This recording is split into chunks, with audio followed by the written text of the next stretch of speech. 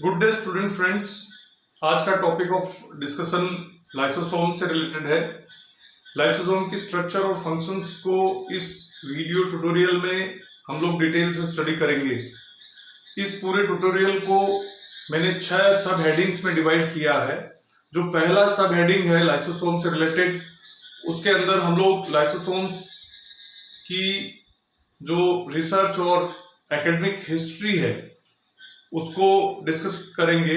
उसके साथ साथ कुछ जनरल इश्यूज भी लाइसोसोम से रिलेटेड यहाँ पर चर्चा किए जाएंगे। उसके पश्चात लाइसोसोम की स्ट्रक्चर दूसरा सब हेडिंग रहेगा। जो थर्ड हेडिंग रहेगा इसमें लाइसोसोम्स में पाए जाने वाले इंपॉर्टेंट एंजाइम्स कौन कौन से होते हैं। नेक्स्ट जो सब हेडिंग होगा वो लाइसोसोम्स के टाइप्स या लाइसोसोम्स के प्रकार क्या क्या होते हैं उनकी चर्चा करेंगे। अगला जो सब हेडिंग है इसके ओरिजिन से संबंधित रहेगा और लास्ट में हम लोग लाइसोसोम्स के फंक्शंस को यहाँ पर डिटेल से देखेंगे। अब हम जब लाइसोसोम्स की बात करते हैं तो लाइसोसोम की जो डिस्कवरी है उसका श्रेय डी ड्यूक को जाता है।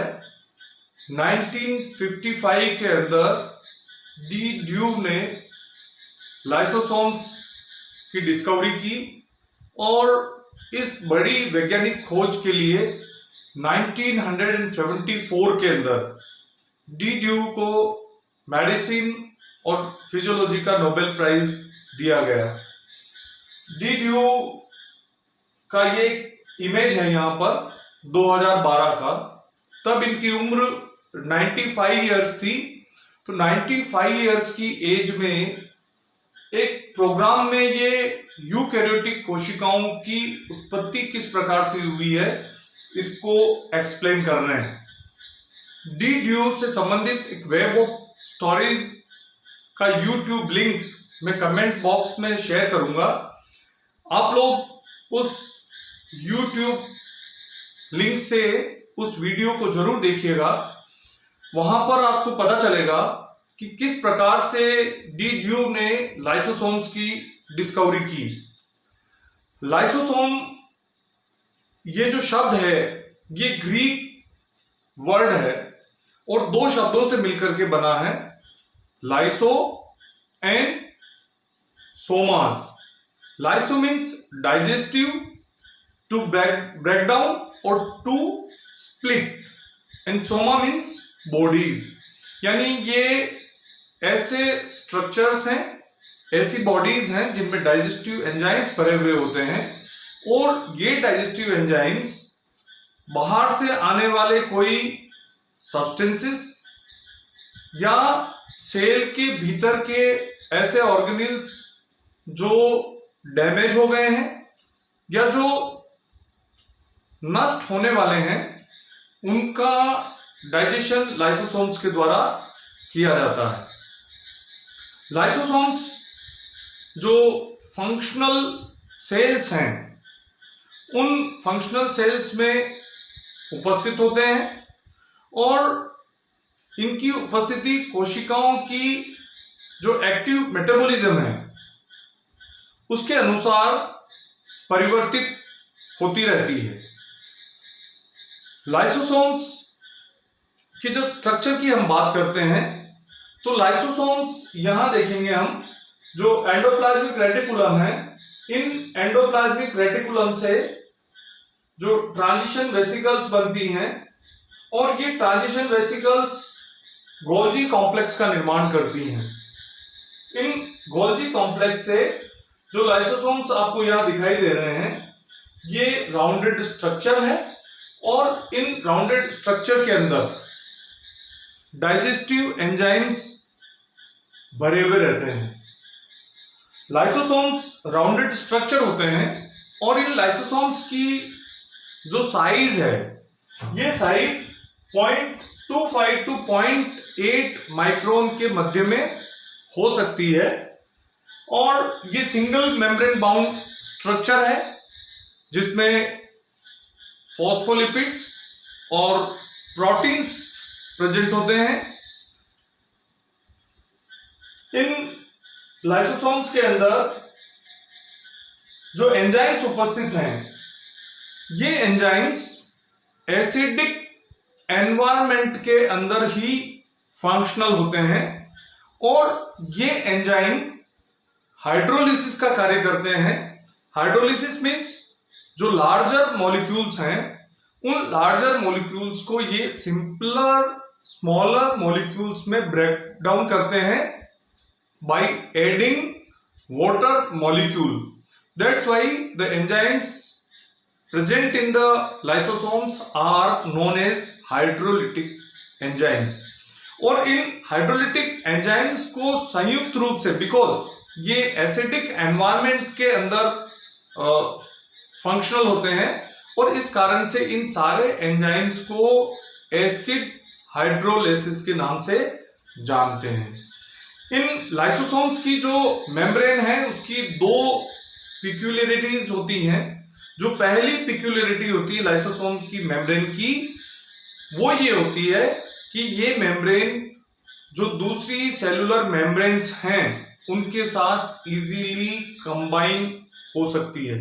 और दूसरा जो इनकी विशिष्टि है, दूसरी जो विशेषता इनमें है वो ये है कि लाइसोसोम्स के अंदर के जो एंजाइम्स हैं, अंदर जो सब्सटेंसेस हैं, लाइसोसोम की मेम्ब्रेन उन एंजाइम्स के लिए इम्परमेबल होती है और इसके कारण से ये जो लाइसोसोम्स हैं इनके अंदर जो डाइजेस्टिव एंजाइम्स हैं वो सेल के अंदर लीक नहीं होते हैं और सेल्स प्रोटेक्टेड रहती है। लेकिन जब कभी सेल का डाइजेशन करना होता है तो लाइसोसोम्स की भित्तियां सिग्नल्स रिसीव करने के पश्चात टूटती हैं और टूटने के पश्चात इनके अंदर जो उपस्थित एंजाइम्स हैं, ये एंजाइम्स सेल शेप में ट्रेवल कर जाते हैं और वहां जाने के पश्चात ये पूरी की पूरी कोशिका को डाइजेस्ट कर देते हैं और इसके कारण से इनको सुसाइडल बैग्स भी कहा जाता है। जब तक ये हाइड्रोलिटिक एंजाइम्स लाइसोसोम्स में उपस्थित है, वहां एक एसिडिक एनवायरनमेंट होता है और सारे के सारे एंजाइम्स इस एसिडिक एनवायरनमेंट के अंदर ही फंक्शनल हैं। इन केस अगर ये एंजाइम्स सेल शेप में लीक होते हैं, ऐसी स्थिति में चूंकि इसके जो एंजाइम्स है वो उनका ऑप्टिमम जो फंक्शनलिटी है वो एसिडिक एनवायरनमेंट में होती है, जबकि जो सेल शेप है उसका जो पीएच है वो नियर अराउंड न्यूट्रल होता है। तो ये एंजाइम्स लीक होने के बाद भी साइटोप्लाज्म के अंदर किसी प्रकार का डैमेज नहीं करते हैं। लेकिन जब ये इनकी जो मेम्ब्रेन ब्रेकडाउन होती है तो ब्रेकडाउन होने के पश्चात ये साइटोप्लाज्म के अंदर इसके एंजाइम्स चले जाते हैं और साथ साथ में जो सेल कंप्लीट सेल है उसका एनवायरनमेंट भी एसिडिक हो जाता है और एसिडिक एनवायरनमेंट के अंदर ये पूरी की पूरी सेल को डाइजेस्ट कर लेते हैं। और जैसा मैंने आपको बताया, इसी कारण से इनको हम सेल का, कोशिकाओं का सुसाइडल बैग यानी आत्मघाती थैलियां भी कहते हैं। इन जो लाइसोसोम्स हैं इनके अंदर 50 से ज्यादा प्रकार के डाइजेस्टिव एंजाइम्स प्रेजेंट होते हैं, एसिड हाइड्रोलिसिस प्रेजेंट होते हैं। और लाइसोसोम्स जो उपस्थित होते हैं कोशिकाओं में, उनमें एक ही लाइसोसोम में सभी प्रकार के हाइड्रोलिटिक एंजाइम्स उपस्थित नहीं होते हैं। तो जो अलग अलग लाइसोसोम्स हैं उनमें अलग अलग प्रकार के हाइड्रोलिटिक एंजाइम्स उपस्थित होते हैं। और मैंने आपको बताया इसमें 50 से अधिक प्रकार के एसिड हाइड्रोलिसिस उपस्थित होते हैं। उनमें जो प्रमुख हैं डीऑक्सीराइबोन्यूक्लियेसिस, ये एंजाइम डीएनए को, डीऑक्सीराइबोन्यूक्लिक एसिड को इसके मोनोमर और उससे सिंपलर फॉर्म में ब्रेक डाउन करने का कार्य करते हैं। इसी प्रकार से राइबोन्यूक्लियसेस ये आरएनए को ब्रेक डाउन करने का काम करते हैं। फोस्फेटेसेस, लाइपेसेस, प्रोटीएसेस, ग्लाइकोसाइडेसेस और सल्फेटेसेस, इसके अलावा इसमें और भी कई प्रकार के एंजाइम्स होते हैं जो कि लार्जर मॉलिक्यूल्स को वाटर एडिशन के बाद सिंपलर मोनोमेरिक यूनिट में ब्रेक डाउन करने का काम करते हैं और ये मोनोमेरिक यूनिट फिर कोशिकाओं के मेटाबॉलिक एक्टिविटीज में एंटर होती है और इनसे एनर्जी प्रोड्यूस हो सकती है या स्ट्रक्चरल कंपाउंड्स का सिंथेसिस हो सकता है, प्रोडक्शन हो सकता है। अब हम जो लाइसोसोम के टाइप्स हैं उनकी बात करते हैं। तो जो सबसे पहला प्रकार है लाइसोसोम्स का, उनको हम प्राइमरी लाइसोसोम्स के नाम से जानते हैं, प्राथमिक लाइसोसोम्स। और ये प्राथमिक लाइसोसोम्स, इनको हम स्टोरेज लाइसोसोम्स के नाम से भी जानते हैं। और इन लाइसोसोम्स की उत्पत्ति जो गोल्जी कॉम्प्लेक्स है, इन गोल्जी कॉम्प्लेक्स के द्वारा हो सकती है। और ये बनने वाले जो लाइसोसोम्स हैं, अब इनमें प्रोसेस्ड, मॉडिफाइड और एक्टिव एंजाइम्स उपस्थित होते हैं और इन एक्टिव एंजाइम को ये स्टोर करने का कार्य करते हैं, इसीलिए इनको स्टोरेज लाइसोसोम्स के नाम से भी जानते हैं या इनको प्राइमरी लाइसोसोम्स के नाम से भी जानते हैं। अनेक स्थानों पर इन प्राइमरी लाइसोसोम्स की उत्पत्ति सीधे ही एंडोप्लाज्मिक रेटिकुलम के द्वारा हो सकती है, लेकिन अधिकांश स्थितियों में प्राइमरी लाइसोसोम्स की उत्पत्ति गोल्जी एपरेटस के द्वारा, इसका जो एग्जिट फेस है उसके द्वारा होती है। जो दूसरे प्रकार के लाइसोसोम्स हैं उनको सेकेंडरी लाइसोसोम्स कहते हैं, द्वितीयक लाइसोसोम्स। और ये द्वितीयक लाइसोसोम्स कोशिकाओं के अंदर दो प्रकार के प्रोसेस को हम जानते हैं।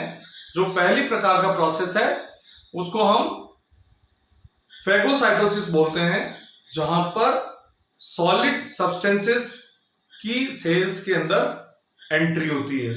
दूसरी प्रकार का प्रोसेस जिसको हम पिनोसाइटोसिस बोलते हैं, जिसमें लिक्विड सब्सटेंसेस की कोशिकाओं के अंदर एंट्री होती है। ये दोनों ही प्रकार के सब्सटेंसेस एक्स्ट्रा सेल्यूलर सब्सटेंसेस हैं और ये एक्स्ट्रा सेल्यूलर सब्सटेंसेस जब सेल्स के अंदर एंटर होने वाले होते हैं उस वक्त प्लाज्मा मेम्ब्रेन के जब क्लोज में ये रहते हैं उस समय में प्लाज्मा मेम्ब्रेन इनवेजिनेट होकर के इनके चारों ओर एक मेम्ब्रेनस स्ट्रक्चर बना देती हैं और ये इनवेजिनेटेड वेसिकल्स अब सेल का जो साइटोप्लाज्म है उसके अंदर एंटर कर जाती हैं।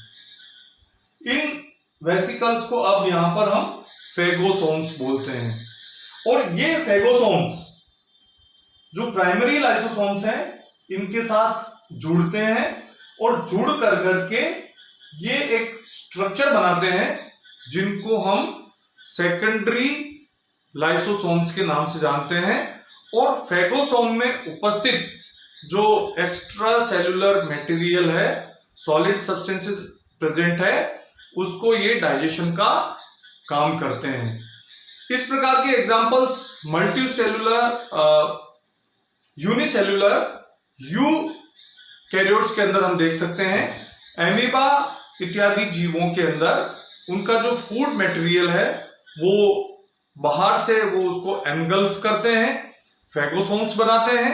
इन फेगोसोम्स के साथ प्राइमरी लाइसोसोम्स जुड़ करके और सेकेंडरी लाइसोसोम्स बनाते हैं और जो मटेरियल बाहर से एंटर हुआ है कोशिकाओं में उसका पूरी तरह से पाचन लाइसोसोम्स के द्वारा कर दिया जाता है और उनसे जो मोनोमर प्राप्त होते हैं वो कोशिकाओं की वृद्धि के लिए काम में आते हैं। तीसरे प्रकार के जो लाइसोसोम्स हैं उनको हम ऑटोफेगिक वैक्यूल्स के नाम से भी जानते हैं। ये ऑटोफेगिक वैक्यूल्स क्या होती हैं? तो जैसे इनके नाम से स्पष्ट है, auto means cell, phagy means to eat. तो कोशिकाओं के अंदर कई बार जो वॉर्न आउट सेल ऑर्गेनिल्स हैं, जो डैमेज्ड सेल ऑर्गेनिल्स हैं, या संपूर्ण कोशिका जो वृद्ध हो चुकी है, ऐसी कोशिकाओं को नष्ट किया जाना है या उन सेल ऑर्गेनिल्स को नष्ट किया जाना है। ऐसी स्थिति में ये लाइसोसोम्स उन सेल ऑर्गेनिल्स या संपूर्ण कोशिका को नष्ट करते हैं। ऐसे लाइसोसोम्स को ऑटोफेगिक वैक्यूल्स के नाम से जानते हैं, या इनको हम ऑटोफेगोसोम भी कहते हैं। क्या कहते हैं इनको? ऑटोफेगोसोम्स। और चौथी प्रकार के जो लाइसोसोम्स हैं उनको रेसिडुअल बॉडीज बोलते हैं। ये रेसिडुअल बॉडीज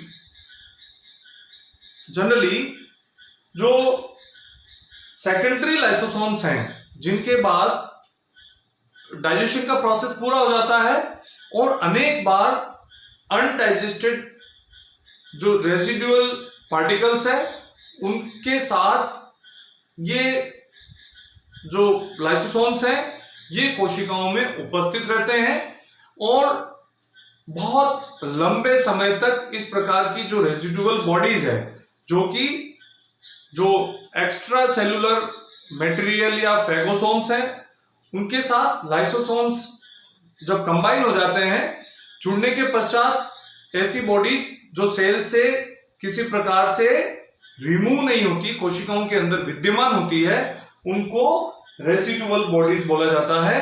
और कोशिकाओं के अंदर रेसिडुअल बॉडीज की उपस्थिति उनकी एजिंग या काल प्रभावन को दर्शाती है। अब जब हम इनके ओरिजिन की बात करते हैं लाइसोसोम्स के, तो दो प्रकार के कंसेप्ट्स यहां पर हैं। जो पहला कंसेप्ट है वो प्लाज्मा लेमा या गोल्जी कॉम्प्लेक्स से इनकी उत्पत्ति को बताता है। तो यहां हम देख रहे हैं जब फेगोसोम्स बन रहे हैं तो इसमें प्लाज्मा लेमा एक्स्ट्रा सेलुलर जो सब्सटेंस है उसके साथ एक वेसिकल का निर्माण कर रही है।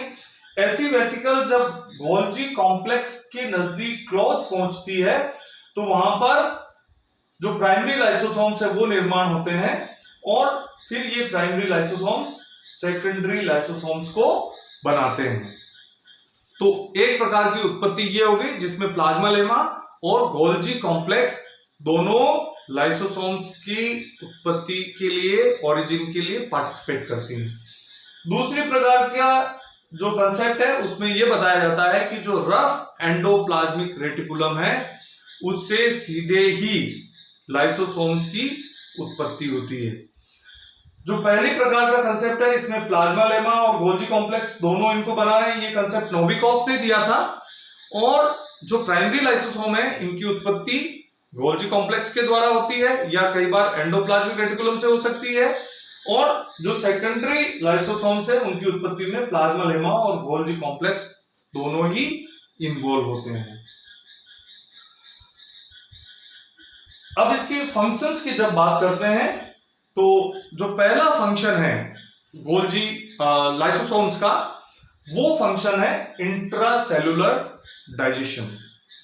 तो इंट्रासेलुलर डाइजेशन में जो फेगोसाइटोसिस के से फेगोसोम्स बनेंगे, पिनोसाइटोसिस से जो वेसिकल्स बनेगी, या और कोई सब्सटेंस जो सेल के बाहर का है और वो कोशिकाओं में एंटर करेगा, उनके डाइजेशन का कार्य लाइसोसोम्स के अंदर उपस्थित हाइड्रोलिटिक एंजाइम्स के द्वारा किया जाएगा।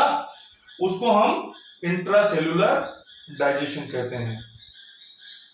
दूसरी प्रकार का जो फंक्शन है ऑटोफेगी। तो ये जो ऑटोफेगी वैक्यूल्स की चर्चा जब हम कर रहे थे उस वक्त हमने डिस्कस किया था कि जो कोशिकाओं के वॉर्न आउट सेल ऑर्गेनिल्स हैं वो किसी इंजरी के कारण से, कोशिकाओं में किसी प्रकार से उनका डैमेज होने के कारण से, या किसी प्रकार की डिजीज के टाइम पर इन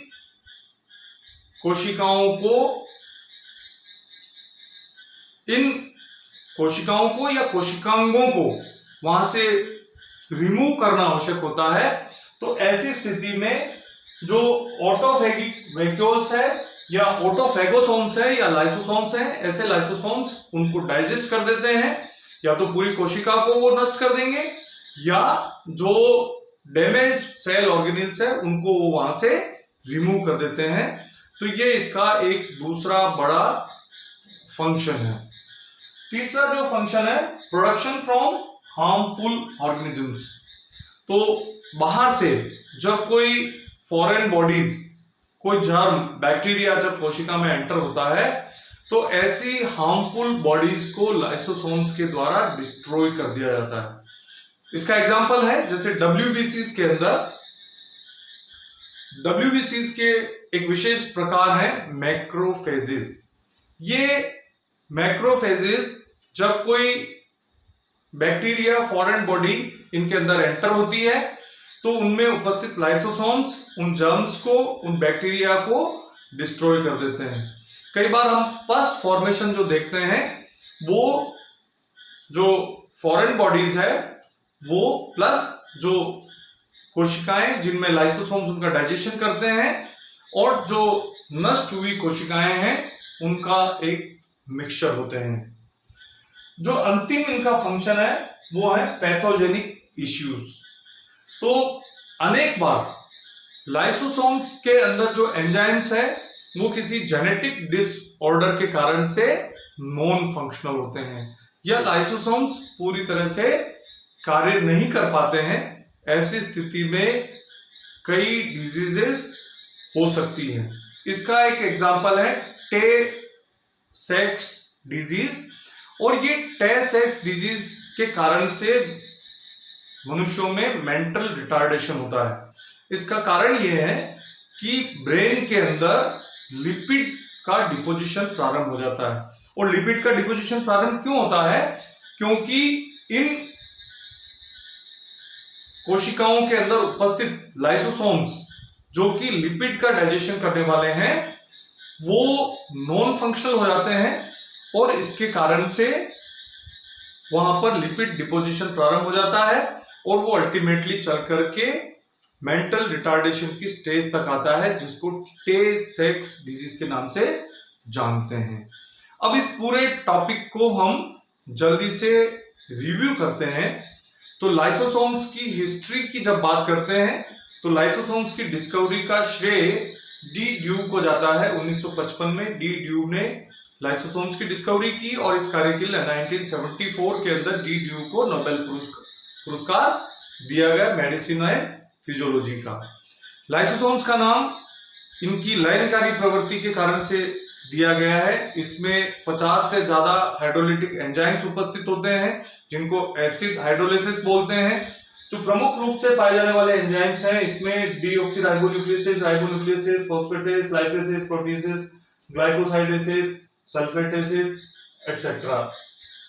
जो लाइसोसोम्स हैं इनके 4 प्रकार होते हैं, primary lysosomes, secondary lysosomes. Secondary lysosomes को हम फेगोलाइसोसोम्स या टेट्रोफेगोसोम्स भी बोलते हैं। तीसरे प्रकार के जो लाइसोसोम्स हैं उनको ऑटोफेगिक वैक्यूल्स बोलते हैं जिनको ऑटोफेगोसोम्स भी कहा जाता है। और चौथे प्रकार के जो लाइसोसोम्स है इनको हम रेसिडुअल बॉडीज भी बोलते हैं।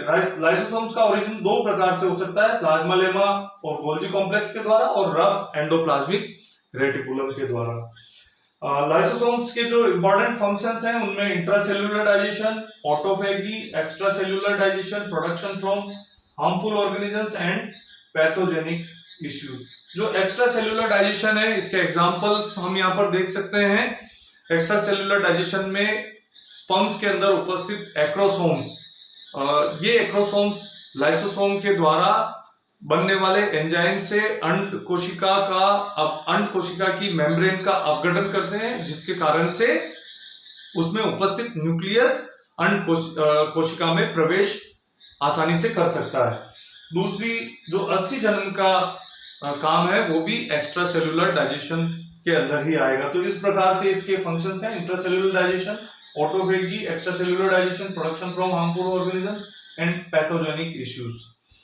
आपने इस वीडियो लेक्चर को ध्यान से सुना। Thank you so much.